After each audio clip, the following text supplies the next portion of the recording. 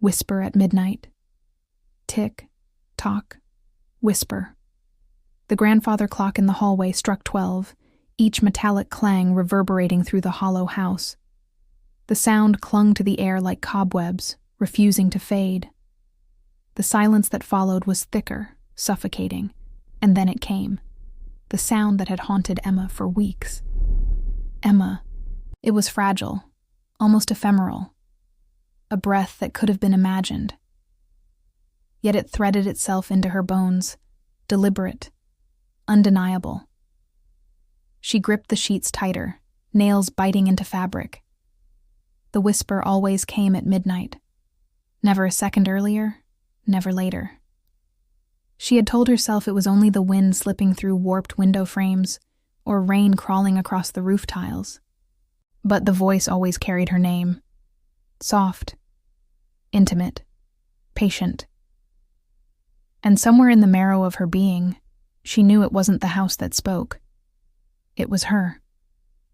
The lamp flickered as she switched it on, buzzing irritably before spilling out a jaundiced glow. The corners of the room resisted, remaining drenched in shadow. Her breath came shallow and quick, every exhale too loud in the silence. The whisper had grown stronger lately. Less like a ghost, more like something she had carried all her life. A memory seized her, sharp and sudden. She was 8 years old again, crouched beneath her grandmother's oak kitchen table. The polished wood smelled faintly of lemon oil and stale bread. The heavy tablecloth grazed her cheek, a curtain of faded daisies swaying with her trembling. Upstairs, voices collided. Her parents. Her mother's voice was a blade, high, trembling with fury. Her father's was thick, clumsy with drink, each retort punctuated by the slam of a fist or the crash of a glass. Their anger stormed through the house, shaking the very walls. Always your fault. Don't start this again. Emma hugged her knees so tightly her nails carved crescents into her skin. Her chest ached from holding her breath, desperate to disappear. Her grandmother had died only weeks earlier. The house had never felt emptier. Every corner hummed with grief.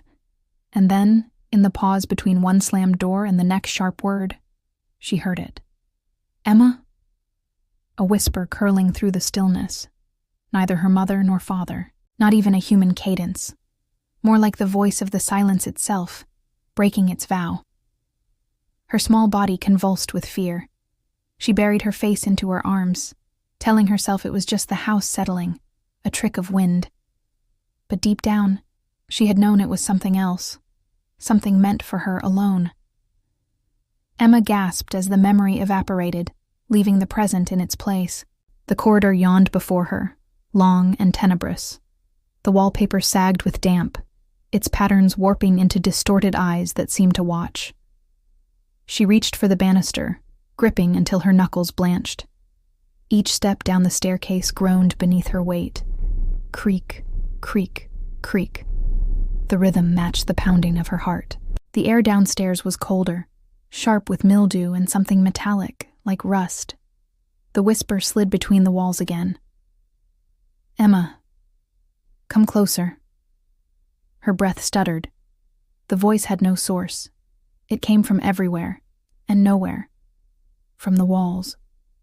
From the hollow beneath her ribs. The sitting room gaped like a mausoleum. Furniture loomed under dust-heavy sheets, their contours resembling shrouded bodies. A mirror leaned in the corner, its surface fractured into a spiderweb of cracks. Her reflection trembled back at her, pale, wide-eyed, gaunt. The glass shimmered faintly with the lamplight. And then, impossibly, her reflection's lips began to move. Emma. Her stomach plummeted. She stumbled back, knocking a lamp from a side table. It hit the carpet with a hollow clang, shards scattering like startled insects. Her reflection lingered, lips curling into the faintest smile. Her own lips had not moved. No, she whispered. The word cracked in her throat. This isn't real. But the whisper pressed harder, filling the space inside her skull. You can't run. You never ran. I was born with you. The room tilted. Her breath came ragged, as if the air itself had turned against her.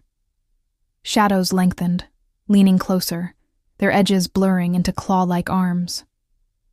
Her heartbeat thundered, deafening, each thud vibrating in her ears. And with it came another memory. Slammed doors, silence that screamed louder than arguments, long nights spent hiding under blankets while the voice threaded itself into her like poison. It had grown up with her, fed on her silence, her guilt, her fear. It wasn't the house. It never had been. The whisper was hers, a voice born from trauma, sharpened by years of repression. Her knees buckled. She clutched the wall, nails scraping peeling paint. The grandfather clock upstairs struck 12 again, though only minutes had passed. Tick, tock, whisper. Emma's lips parted, trembling. For the first time, she didn't hear the voice. She spoke it. Emma.